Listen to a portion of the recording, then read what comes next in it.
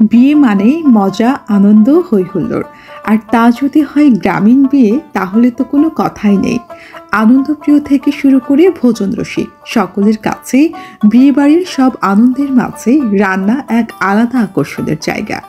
শহুরে community centre, convention হলের পাহাড়ি স্বাদের রান্নার ভিড়েও গ্রামের বিয়েবাড়ির খাবারের এক আলাদা কদর। ফাঁকা জায়গাতে কোদালের সাহায্যে বেশ কয়েকটি চুলা কেটে বিশাল বিশাল সাইজের এক একটি হাঁড়িতে রান্না হয়। পদ যত বেশি, চুলার সংখ্যাও তত বেশি। আর এত কাজেও গ্রামীণ রাঁধুনির কিন্তু অতিরিক্ত চাপ নিতে হয় না, কারণ গ্রামের মানুষজন এত সাহায্যপরায়ণ হয়, রান্না শুরু হলে তৎক্ষণাৎ অনেকেই সাহায্যের জন্য চলে আসে।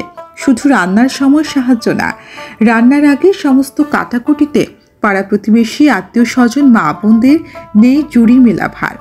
বিয়ে বাড়ির গীত গাইতে গাইতে রাত জেগে আদা রসুন পেঁয়াজ কাটা যেন গ্রামীণ এক ঐতিহ্য।